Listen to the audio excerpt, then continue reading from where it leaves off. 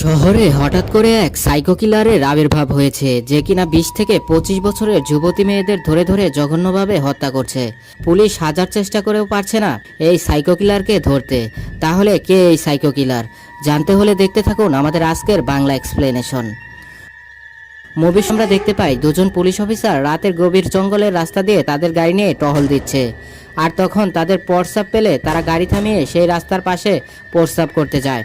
তখন সেখানের জঙ্গলের ভিতর একটা মেয়ের লাশ দেখতে পায় তারা। তখন কাছে গেলে তারা দেখতে পায় ২৫ থেকে ২৬ বছর বয়সের একটা মেয়েকে পিঠমোড়া করে বেঁধে গলায় তার পেঁচিয়ে জঘন্যভাবে মেরে ফেলা হয়েছে। এটা দেখে তো তাদের মাথা পুরো হ্যাং হয়ে যায়। তো তখন তারা দেরি না করে তাদের থানায় ইনফর্ম করে এই ব্যাপারটা।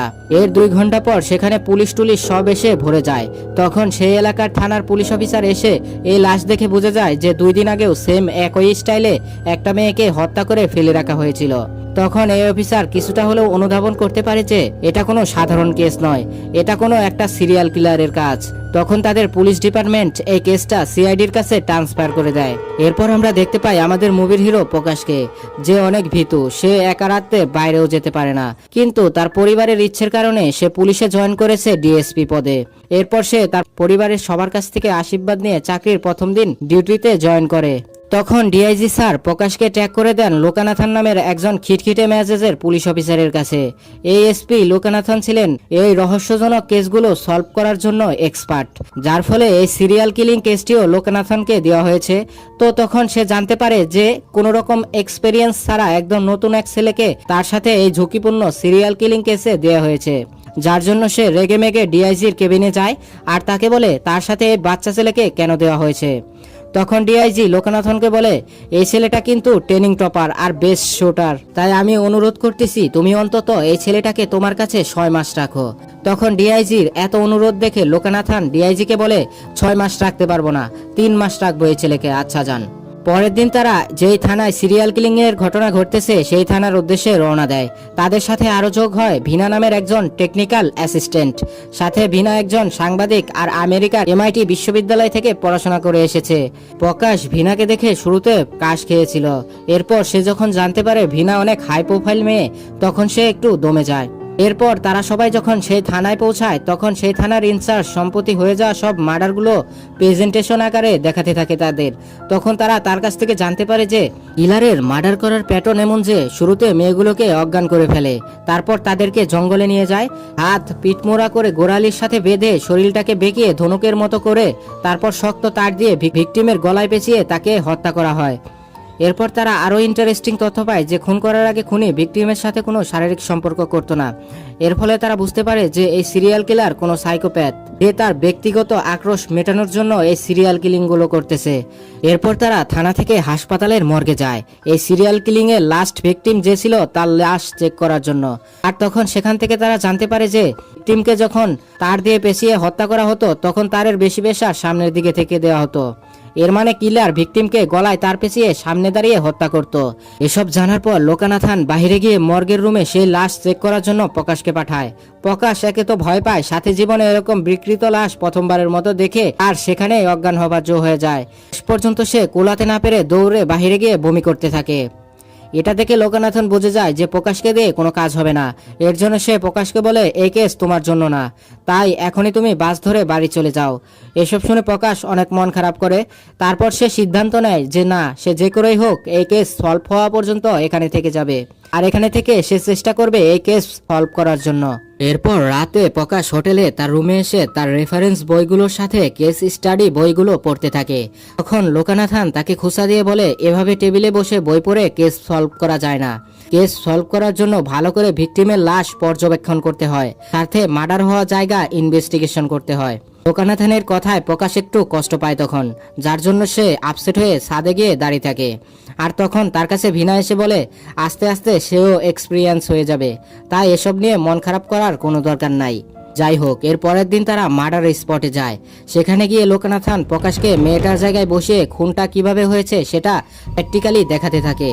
তার মতে এই সাইকোপ্যাথ ভিকটিমের চোখে চোখ রেখে গলায় তার পেঁচিয়ে তাকে খুন করত। মানসিকভাবে অসুস্থ না হলে কারো পক্ষে এভাবে দিনের পর দিন খুন করা সম্ভব না। এরপর তাদের কাছে খবর আসে যে সেম ভাবে আরো একটা হত্যাকাণ্ড ঘটেছে। তখন তারা ক্রাইম সিনে গিয়ে দেখে ঠিক একইভাবে আরেকটা মেয়েকে হত্যা করা হয়েছে। এবার প্রকাশ ভয় না পেয়ে ওই লাশের কাছে গিয়ে একটা থার্মোমিটার লাশের মুখে ঢুকিয়ে দিয়ে চেক করে যে এই লাশটাকে কখন মারা হয়েছে। এটা দেখে লোকনাথন কিছুটা হলেও ইমপ্রেস হয় প্রকাশের ওপর। এরপর সেখানে ওই মেয়ের মা বাবা এসে অনেক ভেঙে পড়ে, তারা অনেক কান্নাকাটি করতে থাকে।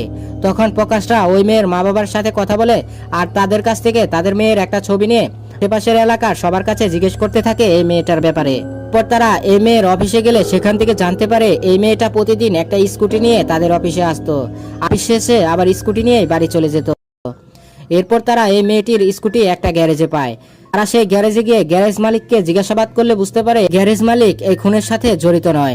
এই স্কুটিটি একটা জঙ্গলে পেয়েছে। সাথে সে এটাও বলে সে এই স্কুটি যেখানে পেয়েছে সেখানে একটা প্রাইভেট কারের গাড়ির চাকার ছাপও দেখতে পেয়েছে সে। এরপর লোকনাথন সিদ্ধান্ত নেয় সে আন্ডার কাভারে ইনভেস্টিগেশন চালাবে, যার জন্য সে পুলিশের গাড়ি থেকে স্টিকার আর সাইলেন্ট খুলে ফেলে। সব পুলিশকেই সাদা পোশাকে ইনভেস্টিগেশন করার জন্য বলে। এরপর লোকনাথন একটা প্যাটার্ন খুঁজে পায় যে এই সিরিয়াল কিলার 3 দিন পর পর এই মার্ডারগুলো করে। আর তারা এখানে আসার 2 দিন পার হয়ে গিয়েছে, আজকে 3য় দিন, যার ফলে আজকে সেই সিরিয়াল কিলার শিকারে বের হবে। তাই লোকনাথন এই পুলিশ স্টেশনে সব পুলিশকে চোখ কান খোলা রাখতে বলে। এরপর আমরা দেখতে পাই একটা মহিলা রাত করে ফোনে কথা বলতেছে। কথা বলতে বলতে সে বাইরে ময়লা ফেলার জন্য আসে। যখন ময়লা ফেলতে আসে তখন সেখানে পুরো অন্ধকার, আর তখনই পিছন থেকে কেউ একজন এসে তার মাথায় বাড়ি দিয়ে তাকে অজ্ঞান করে ফেলে। তখনই পুলিশের কাছে একটা মেয়ের মিসিং রিপোর্ট আসে। তখন লোকনাথন তার কনস্টেবলকে জিজ্ঞেস করে এখানে জঙ্গল কোথায় আছে। তখন কনস্টেবল বলে পাশে একটা আখ ক্ষেত আছে। এটা শুনে লোকনাথন তার ফোর্স নিয়ে সেই আখ খেতে যায় তল্লাশি করার জন্য। আর সেখানে গিয়ে দেখতে পায় যে সেখানে একটা ক্ষেতের আড়ালে প্রাইভেট কার দাঁড়ানো, যেটা দেখে তাদের আরো সন্দেহ বেড়ে যায়। এরপর তারা সবাই সেই আখ ক্ষেতের ভিতরে ঢুকে যায় এই সিরিয়াল কিলারকে হাতে নাতে ধরার জন্য। তখন সবাই তন্ন তন্ন করে খুঁজতে থাকে এই সিরিয়াল কিলারকে। প্রকাশ তখন হঠাৎ একটা মেয়ের গুনগানির শব্দ শুনতে পায়। তখন সেই শব্দ লক্ষ্য করে প্রকাশ সামনে এগুলো দেখতে পায় ক্ষেতের ভিতর সেই সিরিয়াল কিলার নাই, সেখানে এক লোক আর এক মহিলা ফিজিক্যাল রিলেশন করতেছে, মানে 19-20 করতেছে। তখন আর কি করা, তাদের সেখান থেকে বাইরে বের করে জিজ্ঞাসাবাদ করে ছেড়ে দেয় তারা। আর তখনই নতুন খুনের নিউজ তাদের কাছে এসে যায়। এর ফলে তারা বুঝতে পারে যে তারা ভুল জায়গায় এসে পড়েছিল। এরপর সেই ক্রাইম স্পটে তারা যাওয়ার পর জানতে পারে যে এবার খুন হয়েছে তাদেরই এক কনস্টেবলের আত্মীয়। তো তখন আর কি করার, তখন লোকনাথন গত 10 বছরে যতগুলো মহিলাকে শ্বাসরোধ করে মারা হয়েছে কোনো রেপ ছাড়া তাদের ফাইলগুলো খুঁজতে থাকে। কিন্তু তারা সবাই এরকম কোনো সিমিলার কেস খুঁজেই পায় না। এরপর প্রকাশ আর্কাইভ রুমে গিয়ে এর থেকেও পুরানো কেসগুলো চেক করতে থাকে। অবশেষে অনেক খোঁজাখুঁজির পর প্রকাশ দেখতে পায় 1970 সালের দিকে এরকম বেশ কিছু হত্যাকাণ্ড ঘটেছিল। তখন প্রকাশ সেখানে কিছু নারীর ছবি চেক করলে দেখতে পায় তাদের দড়ি দিয়ে শ্বাসরোধ করে হত্যা করলেও সবার ঘাড়ের পাশে একটা আঘাতের চিহ্ন দেখা যাচ্ছে।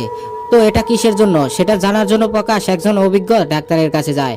আর তার কাছ থেকে জানতে পারে মানুষের শরীরে কিছু ভাইটাল পয়েন্ট আছে যেগুলোতে যথেষ্ট পরিমাণ প্রেসার পড়লে মানুষ খুব সহজে অজ্ঞান হয়ে যায়। আর এসব বিষয়ে সাধারণত যারা মার্শাল আর্টিস্ট তারাই জানে। তখন প্রকাশ ভাবতে থাকে তখন তো এত আধুনিক প্রযুক্তি ছিল না, তাহলে এসব ব্যাপারে সাধারণ মানুষ কিভাবে জানতে পারবে। তো এটা ডাক্তারকে জিজ্ঞেস করলে ডাক্তার বলে এটা জানার একমাত্র মাধ্যম ছিল বই পড়া। তো যে কথা সেই কাজ। এরপর প্রকাশ সেখানের একটা সেন্ট্রাল লাইব্রেরিতে যায় আর সেখানে ভাইটাল পয়েন্ট নিয়ে একটা বই খুঁজে পায়। এরপর সে জানতে পারে 1970 সালে সেবাস্টিয়ান নামের এক লোক এই বইটা কয়েকবার পড়ার জন্য ধার নিয়েছিল। এই তথ্য জানার পর এসিপি লোকনাথন সেই সেবাস্টিয়ানের সাথে দেখা করার জন্য তার বাড়িতে যায়। আর সেখানে গিয়ে সেবাস্টিয়ানকে বলে যে সেবাস্টিয়ানের বাবা তাকে অনেক সাহায্য করেছিল ছোট সময়, এর জন্য সে তার বাবার সাথে দেখা করার জন্য এখানে এসেছে। কিন্তু সেখানে যাওয়ার পর সে জানতে পারে যে সেবাস্টিয়ানের বাবা মারা গিয়েছে, সেবাস্টিয়ানের স্ত্রীও মারা গিয়েছে, তার একমাত্র ছেলে বেঁচে আছে যে হোস্টেলে থাকে। এরপর লোকনাথন সেবাস্টিয়ানের ঘরের দিকে তাকালে দেখতে পায় যে ঘরের দেওয়ালে অসংখ্য ছবি টানানো আছে।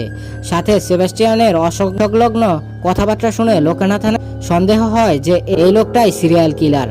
কিন্তু শুধুমাত্র 1970 সালে ভাইটাল পয়েন্টের উপরের বই ধার করে পড়েছিল বলে তাকে তো আর সন্দেহ করে গ্রেপ্তার করা যায় না। তাই সেবাস্টিয়ান তাকে হাতে নাতে ধরার জন্য পাশের বাড়িতে ভাড়া থাকার জন্য প্রকাশকে পাঠায়। এরপর সেখান থেকে প্রকাশ সেবাস্টিয়ানের উপর নজর রাখতে থাকে, কিন্তু প্রথম দিন তেমন কিছু দেখতে পায় না। কিন্তু পরের দিন রাত 9টার দিকে সেবাস্টিয়ান গাড়ি নিয়ে বের হয়। আর তখনই প্রকাশ লোকনাথনকে ব্যাপারটা জানিয়ে দেয়।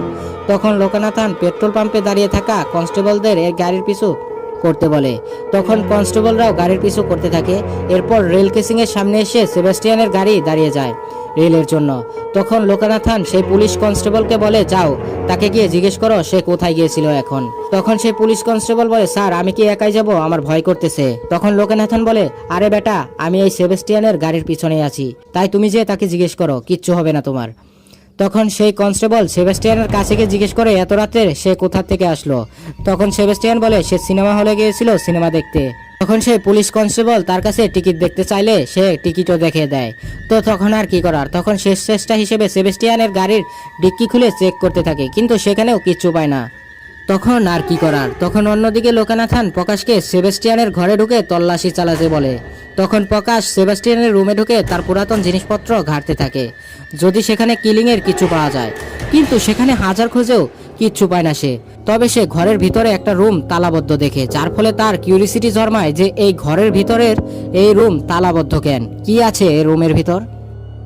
তো বন্ধুরা, কি আছে এই রুমের ভিতর, কি মনে হয় তোমাদের? জানতে পারবে আমাদের পরের পার্টে। তো এই গল্পের দ্বিতীয় পার্ট দেখার জন্য আমাদের চ্যানেলটি সাবস্ক্রাইব করে পাশে থাকো বন্ধুরা, খুব তাড়াতাড়ি দ্বিতীয় পার্ট আসতেছে।